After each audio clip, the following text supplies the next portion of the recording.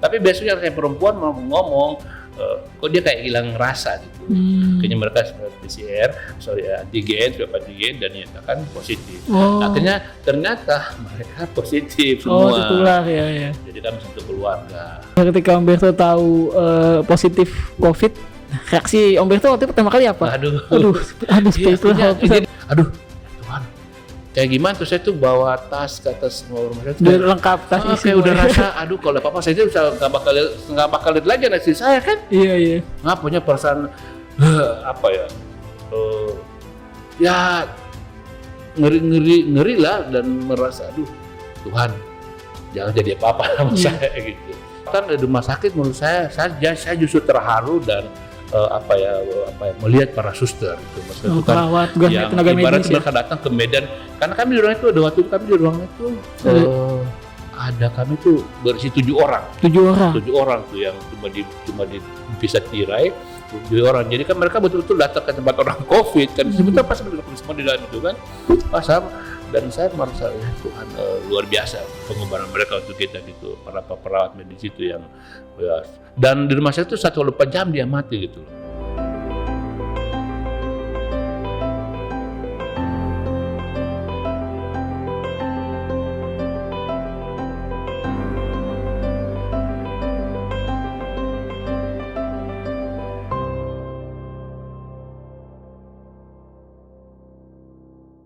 Nah, teman berasa kali ini kita kedatangan tamu nih. Boleh memperkenalkan diri dulu? Siapa? Nama ya? Iya. Oke. Saya dipanggil kalau di lingkungan gereja Berto.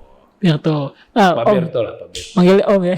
Om atau Om. Kalau kalian manggil biasa Om. Mana-mana lah. Aktivitasnya apa saat ini? Oke, saya kerja di pemerintahan.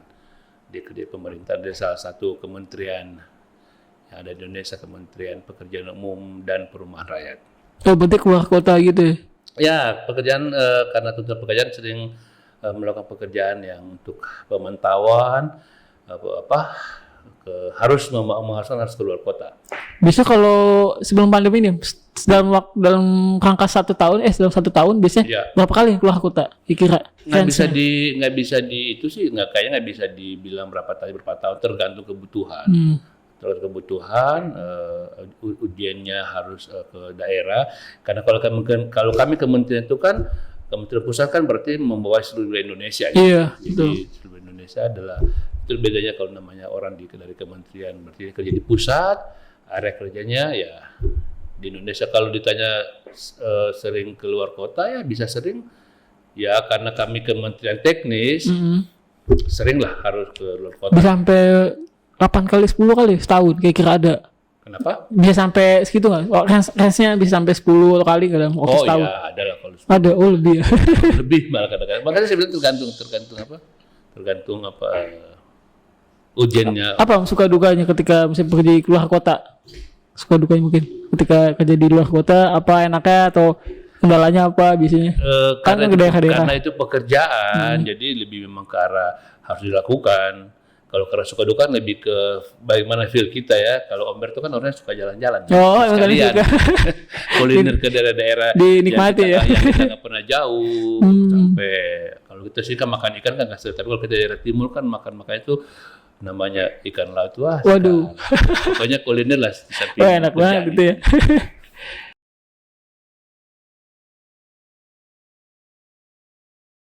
Nah, mungkin teman-teman yang belum tahu kenapa kita buat podcast berasa ngundang Om Berto nih. Karena ada yang menarik nih dari Om Berto tentang ceritanya. Kalau boleh tahu nih, Om Berto, saya sebelum ngobrol selanjutnya, Om Berto itu pernah mengalami COVID-19 Om ya. Betul. Sebagai penyintas COVID-19 sekarang. Nah, saya pengen langsung nanya nih. Ketika awal kan tadi Om Berto kan sempat keluar kota tuh. Yeah. Terus awal-awal gejala ketika bahwa itu Om Berto aku kena COVID itu gimana tuh? Apakah itu sempat enggak paling cuma demam batuk itu gimana? Ya memang sih, COVID itu ibarat kata kita berperang tapi kita nggak tahu orangnya di mana. Iya betul. Kalau kita perang kita musuhnya kita bisa sesuaikan ya. Tapi kita kan kalau dengan COVID ini kita nggak tahu dia ada di mana. Orang bilang mungkin saya kena waktu traveling ke daerah-daerah. Tapi menurut saya sih enggak. Karena kenapa? waktu saya telepon ke dia itu saya sama tim ya, saya kan tidak jalan sendiri. Tim kami itu namanya tim kami pasti selalu makan bareng, ngobrol diskusi bareng kan. Tapi ketika saya memang sebelum awal November itu banyak sering keluar kota karena tugas dan tentu saja berjalan nggak sendiri dengan tim. Pulang dari terakhir itu November kalau nggak salah, pulang dari ada kegiatan di Bali sampai di sini ada lanjut lagi kami kegiatan besar dengan protokol COVID yang ketat. Itu ada satu penajaman program di BSD itu. Nah di situ aku mulai merasa kok agak nggak nyaman gitu, mulai merasa kayak flu gitu, kayak apa. Tapi karena aku terbiasa begitu, aku orangnya kan memang tidak terlalu memikirkan begitu tuh. Jadi ini paling flu biasa lah, ya udahlah minum obat. Iya, itu kayak Panadol segala macam hilang sih. Tapi kok besok balik lagi. Dan ketika aku ke tempat pertemuan itu, salah satu teman ngomong, kayaknya lu nggak usah datang deh. Kalau lu kayak muka aku tuh katanya itu kayak apa ya? Lemes lah nggak kayak biasa. pucat ya? Pucat enggak, maksudnya kusut dan mata itu kayak merasa berat. Aku tuh merasa demam, tapi karena pikir itu bukan. Karena kalau waktu itu kan kita memahami COVID itu kan ada gejalanya. Ada katanya 3 hari 4 batuk, gitu. Kalau saya kan tidak mengalami itu. Ada yang hilang rasa, hilang penciuman. Saya enggak, saya pikir biasa. Nah, akhirnya karena hari itu hari Senin, kalau kami di kantor, kalau masuk kantor itu harus ada bukti swab minimal antigen menyatakan positif baru bisa masuk kantor. Nah karena aku harus masuk kantor hari Selasa dan masa berlaku swab aku itu udah berakhir, aku swab antigen hari Senin kalau nggak salah itu Senin. Dan aku positif. Nah, langsung istri aku bilang ya udah positif, langsung ke rumah sakit. Langsung ke rumah sakit hari itu juga tanggal 23 kalau nggak salah. 23 malam itu aku langsung dibawa ke rumah sakit, langsung dirawat. Dan hasil PCR-nya setelah itu di PCR di rumah sakit memang positif. Akhirnya karena aku di rumah, nah di rumah juga mereka akhirnya melakukan pertama itu hari saat saya ditetapkan positif itu istri dan anak-anak itu, anak saya 2 ya, satu kuliah satu SMA melakukan cuman tes ini. Antigen rapid. Bukan antigen, yang pertama apa sih? Rapid test. Nah, rapid test. Rapid test mereka non reaktif semua. Tapi besoknya saya perempuan mau ngomong, kok dia kayak hilang rasa gitu. Akhirnya mereka PCR, antigen, swab antigen dan dinyatakan positif. Akhirnya ternyata mereka positif semua. Tertular ya. Jadi kami satu keluarga. Saya dirawat di rumah sakit. Waktu itu di rumah sakit karena di salah satu rumah sakit. Karena waktu yang terima dan adalah untuk menampung COVID itu kan tidak semua rumah sakit bisa COVID, beberapa rumah sakit kan, dan saya kebetulan dapat di rumah sakit Pekayon, Omni Pekayon. Istri dan anak saya akhirnya dirawat juga di rumah sakit di Ciputra, Ciputra ya? Di Tangerang. Iya di namanya Citra ya. Di Citra. Karena bahkan waktu bisnis saya maunya ada tempat yang bisa langsung satu ruangan sama kedua anak saya gitu.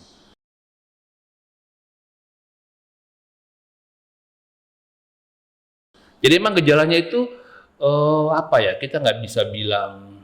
Pokoknya kalau rasa-rasa flu nggak enak badan atau atau memang gejalanya spesifik kayak hilang rasa, mending melakukan langsung tes antigen lah minimal tuh. Karena kalau antigen kan udah lagi bukan dia kan memang udah mendeteksi virus ya, bukan lagi antibody. Jadi memang itu pasti akan terdeteksi lah apakah dia positif terkena atau negatif enggak. Nah ketika waktu itu kan sempat awal demam tuh, itu berapa hari ketika pas di tes itu akhirnya COVID itu berapa hari ketika tahu bahwa pas dari sebelum tes itu sampai pas demam itu berapa? Seminggu ada?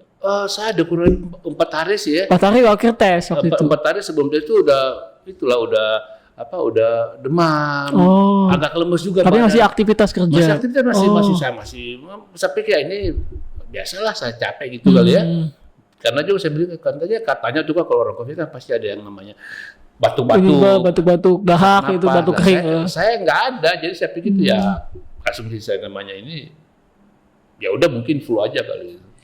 Nah ternyata makanya saya bilang kita nggak bisa berasumsi kalau merasakan mending tes deh, karena itu paling kita nggak bisa karena orang masing-masing gejalanya beda. Karena ada orang gejalanya sekarang yang hilang rasa, hilang penciuman, ada juga orang yang demam-demam. Ada juga orang pegel-pegel. Kalau setiap orang ini saya sarankan untuk memastikan mending tes antigen minimal untuk. Nah, ketika pas tes, tesnya PCR ya? Apa swab?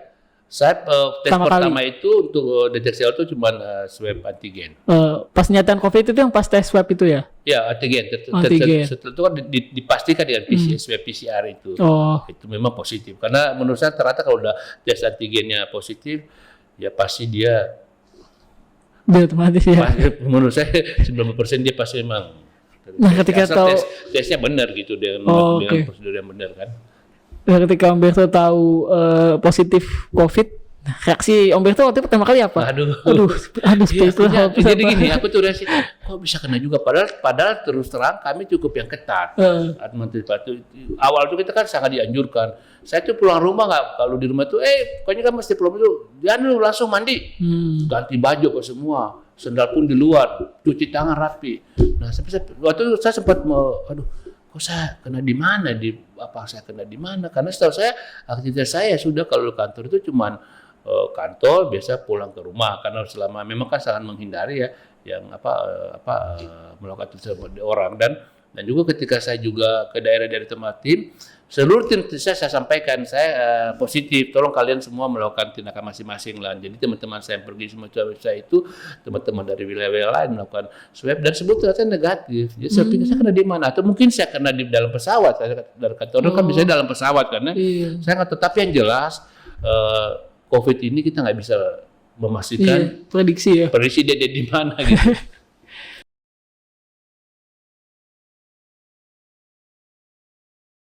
Nah, ketika pas awal kena COVID nih, kan reaksi waktu itu reaksi keluarga gimana? Apakah langsung bawa karantina mandiri atau bawa karantina rumah sakit waktu itu? Iya, kami waktu itu karena saya berpikir lebih baik di rumah sakit. Takutnya gini, kalau kita di rumah kan tiba-tiba karena saya kan ada bawaan asma ya dari kecil kan, takut kalau di rumah kita nggak ada dapat pertolongan pertama. Sehingga kami memutuskan, yaudah kita ke rumah sakit deh. Kalau di rumah, kalaupun di rumah sakit kan 24 jam kan diamati oleh tim medis ya, kita lebih merasa secure dan aman kalau saya di rumah sakit. Isianan pun begitu. Sebenarnya di rumah sakit aja kita untuk melakukan bisa diamati dengan lebih detail dari jam ke jam gitu loh. Nah, kan ketika pas COVID terus akhirnya tertular anak istri. Nah, itu kan pasti biasanya perlu administrasi nih, apalagi pas di awal COVID kan untuk administrasi sulit nih. Waktu itu gimana tuh ngurus administrasi waktu itu? Sulit nggak? Saya nggak, yang jelas saya itu nggak administrasi itu nggak menurut saya ya. Kebetulan di rumah sakit saya kalau di rumah sakit itu memang kan ini kan namanya dari Kementerian Kesehatan kan memang ada program untuk penanganan COVID. Jadi enggak sih, menurut saya enggak ada ini ya, enggak karena enggak sulit waktu itu. Enggak sulit, mereka dari pihak medis pun tahu itu buat sesuatu yang memang harus segera dibantu. Saya cuma dites aja, ya biasalah prosedur pengetesan darah segala macam, tensi segala macam, memang prosedur teknis harus dilakukan dan ada prosedur ketika sudah beres, ya udah langsung dirawat. Cuma memang feeling saya rasa itu ketika saya pamitan masuk lift itu, waduh, saya udah ngerasa ya Tuhan, kalau ada apa-apa ini saya nggak, itu baru kan sudah minta pamit kan, karena orang bilang kalau COVID kan misalnya ini kita nggak tiba-tiba kita dipanggil atau pergi, kita kan nggak sempat pamitan lagi, karena beberapa yang saya tahu kan. Kalau pas COVID itu kan nggak boleh diambil keluarga aja, langsung di rumah sakit. Isolasi benar-benar. Langsung isolasi kalau misalnya terjadi saya tidak tertolong, itu kan berarti langsung ditangani COVID dan ya tidak ada kesempatan untuk balik ke rumah lagi. Jadi itu saya terasa waktu saya masuk lift itu isi saya nganter ke rumah sakit. Padahal waktu itu dalam kondisi memang kurang sehat. Aduh, ya Tuhan. Kayak gimana tuh saya tuh bawa tas ke atas rumah sakit. Udah lengkap tas isi. Kayak udah rasa aduh kalau apa-apa saya itu nggak bakal lihat lagi anak istri saya kan. Iya. Nggak punya perasaan ya ngeri lah dan merasa aduh Tuhan jangan jadi apa-apa sama saya gitu.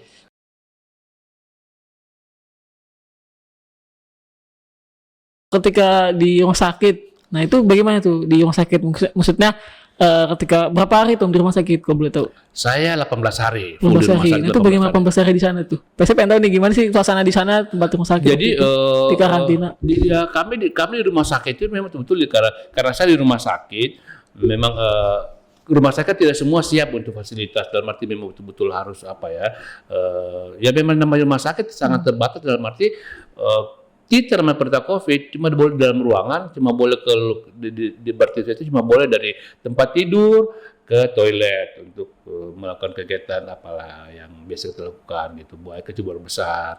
Setelah itu kita cuma boleh keluar ruangan itu ketika dipanggil Pak Berto untuk difoto. Pak Berto mau di swab lagi gitu lah. Nah, itu tesnya tiap hari ya? Tes swab itu berapa hari sekali biasanya? Yang lakukan itu adalah ketika masuk pertama tes di swab dulu pun positif kan, PCR-nya jadi positif.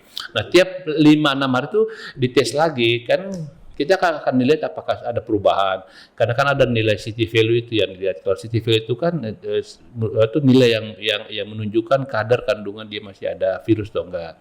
Jadi saya waktu masuk itu masih 22. Sementara kan negatif itu kan ada 40. Oh, 40. Jadi 5 hari berikut saya dites lagi, di PCR lagi, masih negatif, CT-nya tapi naik jadi 32. Dites lagi 5 hari lagi, dites lagi untuk memastikan naik nggak CT itu. Nah sebagai apa ya? Kalau umumnya patokan gitu ya. Patokan. Nah kalau CT-nya udah sampai 35, tapi kemarin kami rumah sakit itu harus 40 baru dinyatakan negatif baru pulang. Nah itu jadi perawatan di rumah sakit menurut saya justru terharu dan melihat para suster itu, maksudnya itu kan yang ibarat mereka datang ke Medan, karena kami di ruangan itu waktu itu kami di ruangan itu kami tuh berisi 7 orang. 7 orang tuh yang cuma dipisah tirai, 7 orang. Jadi kan mereka betul-betul datang ke tempat orang COVID kan. Sebetulnya pas COVID semua di dalam itu kan. Dan saya merasa ya Tuhan luar biasa pengorbanan mereka untuk kita gitu. Para perawat medis itu yang dan di rumah saya itu 1 kali 24 jam dia mati gitu loh. Tiap 1 jam? 1 kali 24 jam kita dipantau. Jadi pagi, siang, dokter juga tiap hari datang gimana. Ditanya terus kondisinya. Terus kita diukur saturasi oksigen. Saturasi oksigen kan nggak boleh turun, nggak boleh dari bawah 90. Setiap sehari 2 kali itu dites saturasinya, dipush dengan obat, supaya kita memang Dan yang paling penting sih menurut saya kita percaya ya, kalau saya kemarin itu meyakini ini bagian dari proses yang memang Tuhan kasih, yang nggak mau kita memang mesti melewati. Jadi di situ masa perenungan kita untuk melihat hidup kita. Secara manusia memang ada kengerian, karena saya kan sempat mengalami namanya sesak napas, nggak bisa bernapas dan dibantu oksigen. Jadi saya cepat-cepat punya manusiawi lah, saya mengerikan membayangkan kalau terjadi apa-apa sama saya, gimana nanti istri dan anak saya kehilangan. Sementara juga mereka berjuang dengan kondisi yang sama kan. Tapi saya meyakini, saya membawa diri saya itu pada sebuah pemahaman, makasih Tuhan, tolong kuatkan saya untuk menghadapi semua itu day by day. Karena bisa lah Mas Brian bayangkan ya, kita yang biasanya kemana-mana itu terkurung di satu ruangan 18 hari ya. 18 hari cuma bisa ke toilet. Iya. Dan kita di sana tuh nggak ada fasilitas untuk berjemur. Padahal kan biasanya kita kan bisa berjemur. Kalau yang di Wisma Atlet kan, teman aku yang di sana cerita kalau sana mereka bisa turun olahraga. Karena gejalanya ringan mungkin kali ya. Apa sama kalau yang kalau sana kata sih ada juga sih yang OTG dan juga ada kasus-kasus seperti saya. Tapi di sana mereka lebih ada space yang besar karena memang di khusus itu kan. Kalau saya mulai pengen lihat matahari tuh cuma ke jendela, lihat di batu, orang makan enak banget gitu kan. Nah, bagaimana kita menjalani itu dengan mengkondisikan diri kita sukacita, nggak mikirin ya, karena sangat disarankan nggak boleh stres, karena stres itu kan menurunkan imun. Jadi memang hati yang gembira adalah obat. Saya saya nyanyi aja waktu mungkin semua nggak ada juga teman yang Muslim yang nggak seagama, tapi kita sih saling nge-support, itu puji Tuhan sih kita saling nge-support. Jadi banyak bercanda-bercanda dari masing-masing di ruangan. Masih karantina itu. Iya, waktu di rumah sakit seperti itulah. Jadi saya merasa hidup ini nggak ada yang kita nggak ada, semua kita tuh di hadapan Tuhan tuh Ambun. Iya, ya kamu tuh nggak ada apa-apanya kalau tanpa saya gitu. Jadi saya pikir COVID itu bukan sesuatu yang kita anggap aib ya, kita alami. Jadi mengalami COVID ini sesuatu anugerah buat saya. Jadi bisa mengalami itu, jadi bisa jadi semacam belajar untuk diri saya sendiri, ke dalam dan keluarga, memahami kehendak Tuhan, kasih Tuhan. Di hal yang lain, sisi lain bisa menolong orang yang lain kan.